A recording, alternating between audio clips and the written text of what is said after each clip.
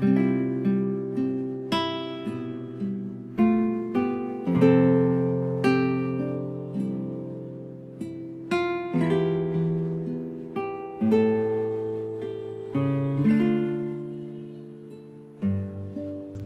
mabuting balita ng Panginoon ayon kay San Juan. Bisperas na ng Pasko, alam ni Jesus na dumating na ang panahon ng kanyang paglisan sa sanlibutang ito upang bumalik sa Ama. Mahal niya ang kanyang mga tagasunod na nasa sanlibutan at ngayon ipakikita niya kung hanggang saan ang kanyang pag-ibig sa kanila. Naghahaponan si Jesus at ang mga alagad. Naisilid na ng dyablo sa isip ni Judas, anak ni Simon Iscariote, ang pagkakanulo kay Jesus. Alam ni Jesus na ibinigay na sa kanya ng Ama ang buong kapangyarihan. Alam din niyang siya ay mula sa Diyos at babalik sa Diyos. Kaya't nang sila'y naghahaponan, tumindig si Jesus. Naghubad ng kanyang panlabas na kasuotan at nagbigkis ng tuwalya. Pagkatapos, nagbuhos siya ng tubig sa palanggana at sinimulang hugasan ang paa ng mga alagad at punasan ng tuwalyang nakabigkis sa kanya. Paglapit niya kay Simon Pedro, tumutol ito.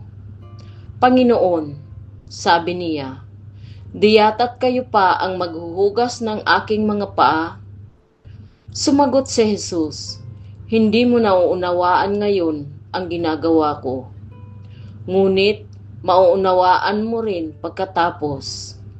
Sinabi sa kanya ni Pedro, "Hinding-hindi ko po pahugasan sa inyo ang aking mga paa. Kung hindi kita huhugasan, wala kang kaugnayan sa akin," tugon ni Jesus. Kaya't sinabi ni Pedro, "Panginoon, hindi lamang po ang mga paa ko, kundi pati ang aking kamay at ulo."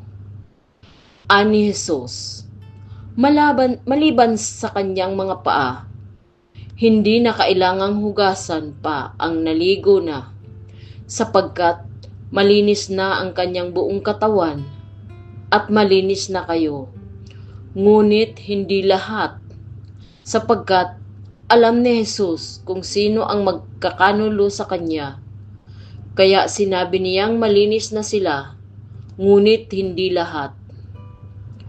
Nang mahugasan na ni Jesus ang kanilang mga paa, siya ay nagsuot ng damit at nagbalik sa hapag. "Nauunawaan ba ninyo kung ano ang ginawa ko sa inyo?" tanong niya sa kanila. "Tinatawag ninyo akong guro at Panginoon. At tama kayo sapagkat ako nga kung akong Panginoon ninyo at guro ay naghugas ng inyong mga paa. Dapat din kayong mahugasan ng paa. Binigyan ko kayo ng halimbawa at ito'y dapat ding tularan." Ang mabuting balita ng Panginoon.